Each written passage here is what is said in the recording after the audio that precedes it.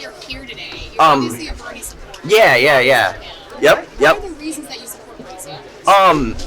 Well, a lot of reasons, but what it really comes down to for me is, I've been involved with politics my whole adult life, and I've been involved with Democratic politics. I actually worked on the Obama campaign in 2008, which feels like forever ago. And in this weird timeline we live in where, January 2020 takes 6 months out of our lives. But anyway, but yeah, what's different about Bernie, and I've been following him for a long time, and what's different about Bernie is he understands the importance of movement politics and the importance of power and being able to exercise that power through a mass movement to actually influence change in a real substantive way without having to have half measures. No, this is my nephew. This is my son. Yeah. Yeah. So yours says Bernie beats Trump. Mine says Bernie. Yeah. So the big thing is no half measures. What I don't want to see is something that's going to get any sort of policy like Medicare for All or Green New Deal, something that's going to get kneecapped by not being able to be moving fast enough so that it can just be undone by another administration. And more importantly, because he has the actual progressive movement behind him and a giant movement of people that are demanding this, that's going to allow him to get the clout that he needs to be able to get this done and to be able to do it in 4 years. And that's what it really comes down to for me. Let me ask you a question. You brought up Obama earlier. You support Obama. I did. There was two things I want to ask about. Just nice. Yeah. Two things I want to ask about. Obama promised to change it. He didn't. He gave him A geek. Yeah. I was part of that organization. I was part of OFA. And there was this huge organization of people that was behind him when he was elected in 2008. And I think his biggest mistake was not keeping that organization intact, because when Bernie Sanders is nominated and if he wins the presidency, that's the beginning. That's not the end, right? That the idea is that organization, all of this needs to stay in place. And if Obama had done that, he may have had more of an actual clout he would have needed to be able to get actual substantive change. Well, and it's not even that. It's that he was just not a very good negotiator, because you have to. He wasn't negotiating from a position of strength on anything, especially healthcare. I mean, Obamacare ended up. Very good. Although you know what David calls him? Calls him one. Sure.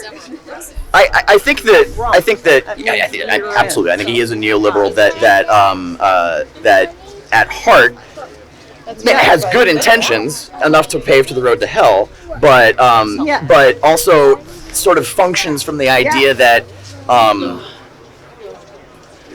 was trying to be a healer when what we needed was a fighter. Fair. You know what? Very good analysis. I love you. Yeah. So, part two of this question is, you had a very large chunk of the Obama voters that turned around and voted for Trump. Yes. Talked to some of them actually. Okay, so I don't know if that's true. So for me, I believe strongly that Trump isn't the disease. He's a symptom. The disease is failed neoliberal policy. It's privatization. It's Absolutely. It's the decreasing material conditions that have been constantly happening for the past 50, 60 years, the fall of unions over the past, and the lowering of power of them that they've had, the problems of, real wages haven't been rising for however long, and they haven't been tracking with GDP. Right, exactly. The pay gaps, things like that, and it's just people are sick of it never getting better, and that was what happened with Trump. It was I think a rejection of liberalism in a very real way, or neoliberalism, and the Democratic Party needs to figure out that this is only going to work if it's coming from the left now, and because they're the only ones that are actually addressing the material conditions of the average person to be able to make sure and build the actual system that's going to improve people's lives. That's what it comes down to. I think the failure of the DSA is they didn't get a left access. What are you doing? Are you I spoke with somebody this morning actually in my rental car, and I'm curious to know what your Bernie beats Trump? She's telling me she's a Bernie supporter. Sure. Can you say that loud? Caucus tomorrow for my youth. It is. Because she works 2 jobs. Yeah, right? So, do you think, how common a privilege is that? What are you Is it something that doing? should be worrisome for the campaign? It's really common. A lot of Okay, hang people. on. Sorry. Wait, you're gonna step in or something? No. Sorry. No, What do you guys ask? yeah, but she's right though. Like it is a problem, and when I'm knocking doors, that's a big part of what we're doing. We're not just going and saying, "Hey, you're voting for Bernie. You know where you're going. Cool." It's also, do you need a ride? Do you have time off work? Do you have childcare figured out? Being able to get all of that as part of it. You've seen in some, and can't speak for my own district on this, but you've seen like some really populous precincts in Iowa, mostly in Des Moines, some of them here in Iowa City, where they have these like weird like ad hoc daycares that they'll put together at the actual caucus locations. So I've lived in Iowa my whole life. I've caucused many times, and so I'm familiar with this, how this works. Being able to bring kids is going to make things a little bit easier. But yeah, there are some people that can't get off work. But what I'm finding is that the people that I'm talking to that are like, that are really gung-ho about it are like, they're making the time. They're figuring out a way. I work 2 jobs. I'm calling in sick. I'm doing something because this is more important than me going and earning another, Right. It is. This is last off ramp to Armageddon, and it's on the left. So. On the plane here from Los Angeles, I spoke with another young girl who was coming. She's a minor. She's coming over to the county and participate at the same time. Yeah. But she's trying to take away. You're not plugging me in? He's filling you up like a gas station. Oh, glug. This isn't anything new. I have a master's degree, right? Yeah. And I've never had to take a student loan because that's my generation. Right. That's and the thing is, our generation is starting to figure it out. It's like, wait. You guys all went to college for free? Yes. What the hell? Yeah. What the hell happened? How did we get rid of that? What we have in our generation, and the rooms rolled up the ladder, we kicked it out from underneath us. Yep. That's exactly what happened, and at some point, there needs to be a reckoning of that. Yes, and that's what's happening. Why is it that the youngest people want the oldest guy? And why is that? It's because he was the only one that's saying, hey, the house is on fire. Hey, the house is on fire for our entire lives. Yeah. So I actually have some old video footage of Bernie talking about Medicare for all in 1987. Yeah. So he's been talking about this for a really. He was talking about gay rights before, or like what, two years after Stonewall, but when the term gay rights wasn't even a phrase. Like he had to come up with, if you actually go read it, the essays he's doing in Vermont then in the 70s, and it's like he has couples who are of the same sex or the same gender, and because the word gay wasn't actually in the public sphere yet.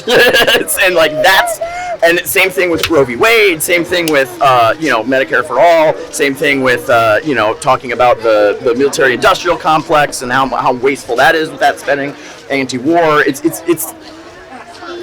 when you're getting it right this often. Exactly. So here's another thing that he has been sort of dragged on a little. Did you fill it up? He said that we should all Did you fill the gas up? Or no, actually it was the 70s, 1973, which I sort of agree with. Yeah. I don't mean this is any long-term statement. We're talking about an organization or branch of our government that's gone into foreign countries and overthrown leadership in order to protect foreign business. This Right. is not a crazy thing I'm saying. No, this is just true. Like it's like. Go back to Iran.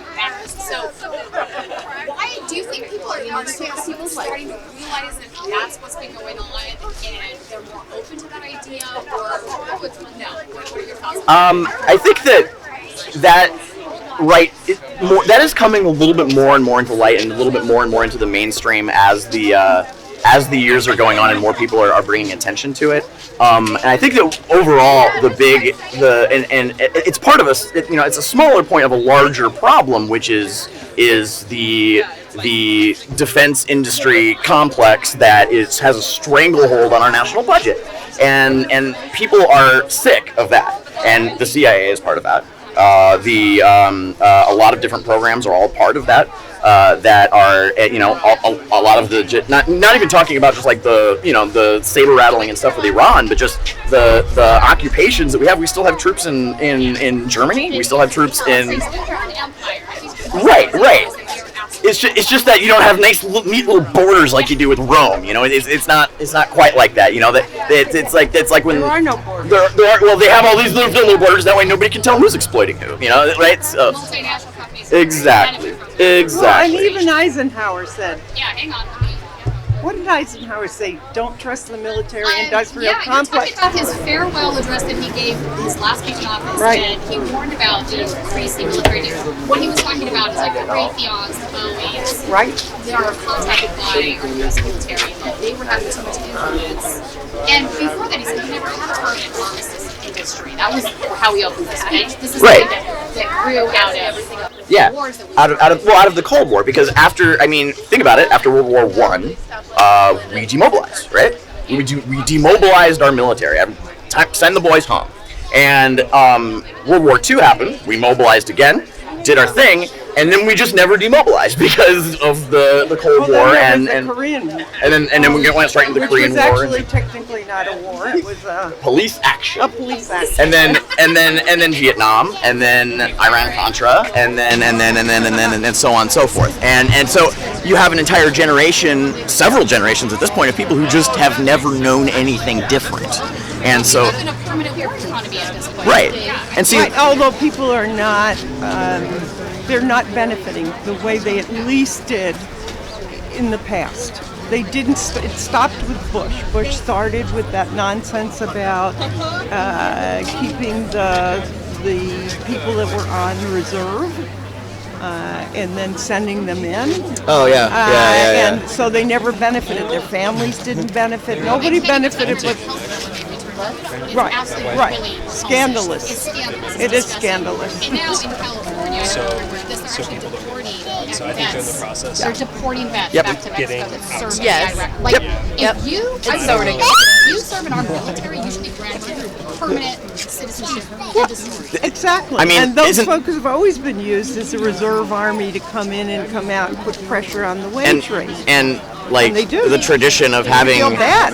people giving immigration wanna status borrow to from me? people that come and serve in the military is like Right. You need to stand that's like here. normal. That's normal. That's Like, the French Foreign Legion have been doing that for 150 years. Like what's Mommy needs I- a check, please. Exactly.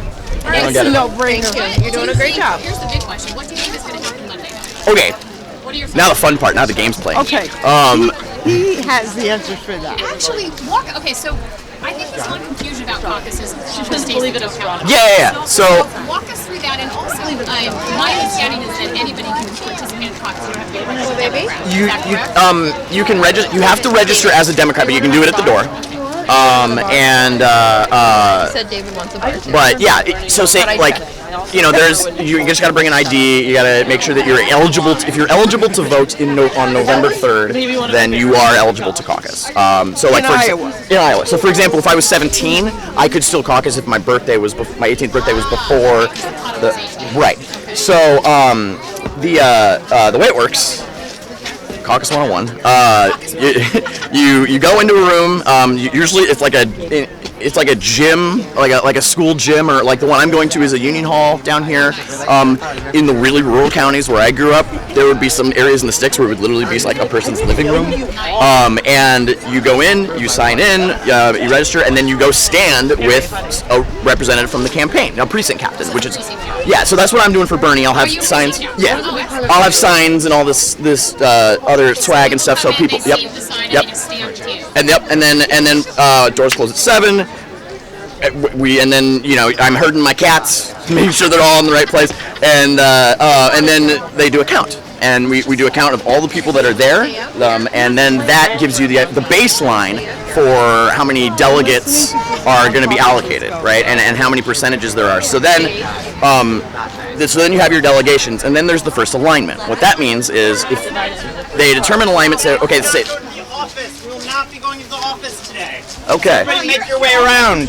Thank you so much. Thank you so much. Go back to the way we came. What did he say? Here? Should we stop this right here? How much more time do we need? Eligibility. 15. If a candidate doesn't have 15% of whatever the total room is, they're ineligible, and there's a realignment. They have to move to another candidate.